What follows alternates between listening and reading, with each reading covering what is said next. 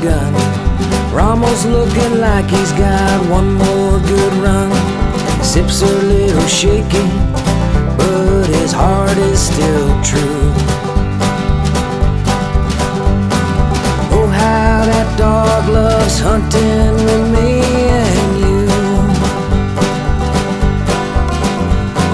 Sporting Dog Adventures, run boy run. Everything you need is here under the sun. The Sporting Dog Adventures podcast is proudly brought to you by Soggy Acres Retrievers. Remember, everyone deserves a Soggy dog. Welcome to the Sporting Dog Adventures podcast. Today I wanted to talk to you guys about how to be a handler in the field. It is something that is not talked about enough, and it is pretty simple, but you hear people violating what I call kind of a rule when you have a dog in just about every hunt. The term I am talking about is where you hear people yelling, hunt it up, hunt it up, hunt it up. And they keep yelling that to try to urge their dog on to hunt, when in reality, if you look at the person that has the dog out there that's handling the dog is hunting.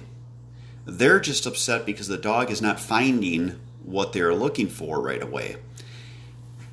You have to understand that dogs go through stages in their training and their hunting ability, and you need to let them learn. In my training, I let dogs go out, and if they don't find a mark or a bumper that is down, which a mark is a bumper or a bird, I actually let them struggle. And I will let them hunt as long as I can so that they learn something called perseverance. Perseverance is basically so that the dog has no quit. How do we get that dog that will go into a cattail stand and search for 10 minutes and then come out with the bird? It's because you let them hunt. You don't yell, hunt it up, hunt it up, hunt it up while they're in that cattail stand. You just let them do their thing. A lot of times, what I've seen, and I've hunted all over, a lot of times you'll think the bird is in one place and the bird actually was just winged and it's in a completely different area than what you thought, and your dog knew best. So it is making sure that the dog is out there, making sure that they're working and letting their natural drive and prey, retrieving desire and prey drive push them across the finish line.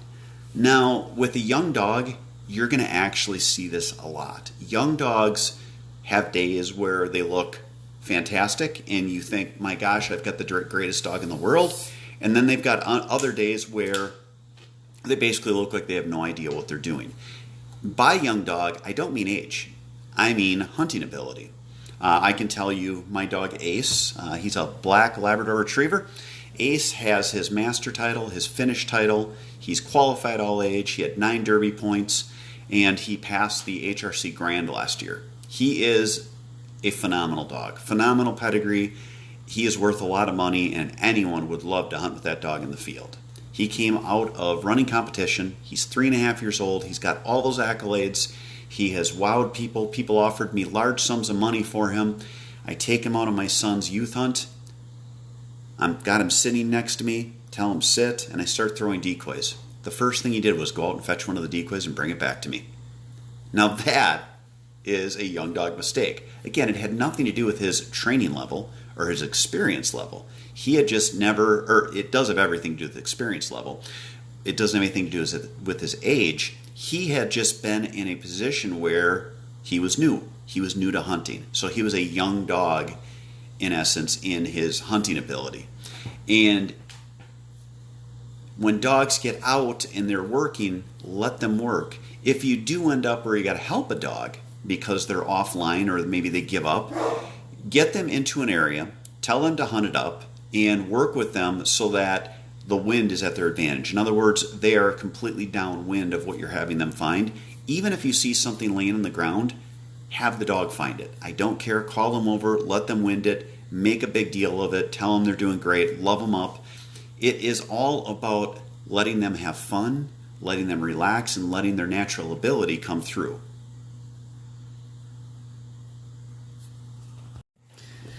All right, so part 2 of being a handler for your dog comes down to actually having a young dog, as we talked about in experience or age, and when you take them on the first few hunts. I train, I would say around, let's say 15 dogs a year for hunting training for clients. And I always tell them that the first couple of hunts, don't even take a gun. Don't expect to actually hunt. You're going out and you're actually a handler, not a hunter. And you need to keep that thought process when you have dogs in the future, that you are a handler and not a hunter, even when you are shooting birds. So, with that said, we're going to enforce our obedience, and you're going to make sure that the dog does not leave until you release it on a retrieve. Commonly, we use a dog's name to release them on a retrieve. So, for instance, the dog we talked about a little earlier, his name is Ace. When the birds go down, you want him to go retrieve, you just say his name, Ace. Why do we use his name? Because not many dogs are named the same. So if you used Fetch, and you had two dogs out there and everyone used Fetch, the dog would automatically go, and you'd have two dogs going out at the same time, which is not optimal. You want them really to have one go for a retrieve and come back. If you've got multiple birds down, you can line a dog up on a different bird, but you don't want two dogs going out and getting into a tug of war over a duck out in the middle of the pond. So you're going to work with them on your control. The other thing I tell people, if you want to see where birds are, once a dog gets more experience, just watch the dog, because they are much better at spotting birds than we are, because that is their sole attention while they're out there. And you also want to make sure that the dog is comfortable. Put a vest on the dog when it is colder. Don't have the dog laying in the water. Have them on a dog platform or somewhere in the boat where they're on a dry surface, or a surface that actually will let the water drain away. And then just worry about handling with the dog. You can watch when people shoot. That is the other thing. I don't take a young dog out with 4 or 5 hunters. I always try to have 1 or 2 hunters, so that you don't have a huge barrage that sounds like the 4th of July when one bird flies over. You want to make sure that the dog is not getting stressed, and you want to make sure that they're having fun. When you send the dog out on the first retrieve it ever goes on, you might have it where they stall and where they don't know what to do, because you can't mimic hunting in your training. So if this happens, all you need to do is calmly take the dog out, walk out there with them so that they understand what you want, send them on the bird that's down, and if you have time, throw the bird a couple of times so the dog can go out in the decoys and actually do a couple of retrieves. It'll make it fun for them, then they'll understand why they're there. In fact, I suggest to my clients, if you can, take the dog out into an area that is similar to what you hunt. We don't want to take them to our favorite spot, but similar to what you hunt, throw some decoys out, maybe have a dead bird or have a bumper, and have that the time that they're in their actual hunting atmosphere before the hunt, as opposed to opening day of whatever season you take them on.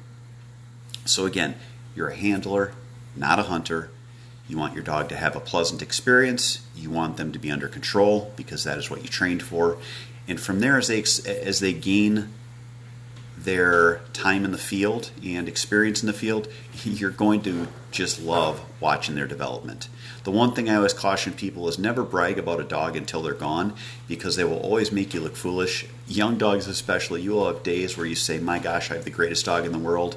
And then the next time you take them out, they look like they don't even know what they're doing. So keep that in mind when you take them out. Have fun with them in the field. And remember, you're a team. You're a handler. You guys are hunting together, not you hunting for yourself and the dog hunting for him or himself. Have fun. Enjoy it. Stay tuned for our next training tip, which the training tip today is going to be on what to work on right before the season if you have an older dog. This portion of the podcast is proudly brought to you by Boucher Automotive in Janesville, Wisconsin. So the season is weeks away. We're excited. We're getting everything ready. We clean our gun. We get our ammo ready. We clean off our decoys. We make sure they're rigged properly. One of the most important things you should do is take your dog out and just work on obedience. I don't care how old your dog is. They can all use work. Take them out, work with them on heel so that they're staying near you. I have personally had dogs get away from me when I wasn't paying attention in wetlands, and now you're screaming in the dark trying to get your dog to you. So you want to work on your heel. You want to work on their steadiness so that when the birds go down or even the birds are coming in, the dog doesn't break. You want to make sure they're leaving on their name when you release them for a retrieve. And you want to get them in shape. Overlooked often is when dogs get to 6, 7, 8 years old, you really need to exercise them so that they're in shape. And this will do several things. One, the dog is going to be in better shape and more able to help hunt in the field. But two, it protects them from injury. And you can look at it this way: if you're exercising your dog, get yourself out and get yourself some exercise. As we as hunters get older, geez, I'm getting pretty old now myself, you want to make sure that you're in a good condition so that you have an enjoyable hunt. You're not having your heart jump out of your throat, not having a heart attack. You're not going to injure yourself. So get yourself out. Again, you're a handling team. You're handling a hunting team. You're the handler. Dog's going to do your retrieves. Get out, get some exercise, and get yourself ready for the upcoming hunt.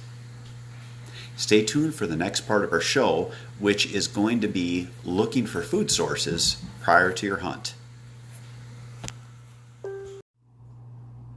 This part of the podcast is brought to you proudly by Mech Outdoors.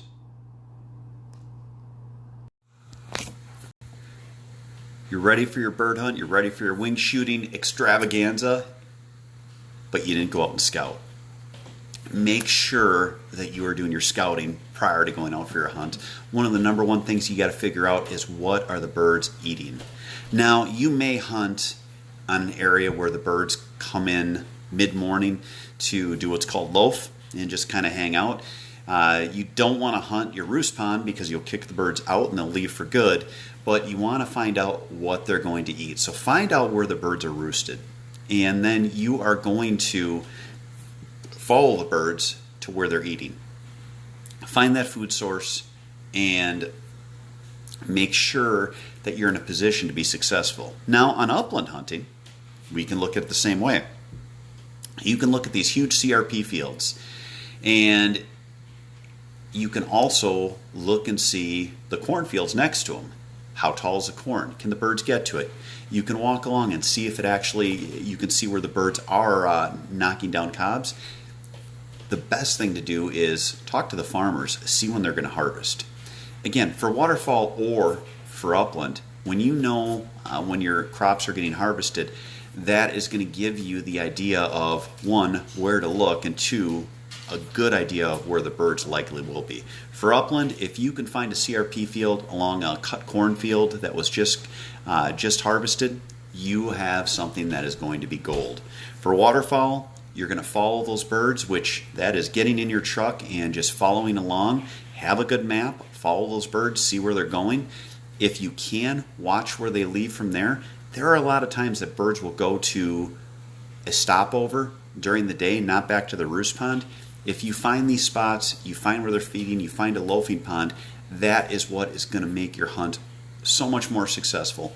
We put so much time and energy into our shooting, our dogs. We invest in all of our equipment. You got to invest your time and find out what the birds are eating and where they're headed. That's this week's hunting tip, and that is the end of the show. Thank you so much for listening to Sporting Dog Adventures. I'm Jeff Fuller of Soggy Acres Retrievers. God bless. Sporting Dog Adventures, run, boy, run. Everything you need is here under the sun. Everything you need is here under the sun.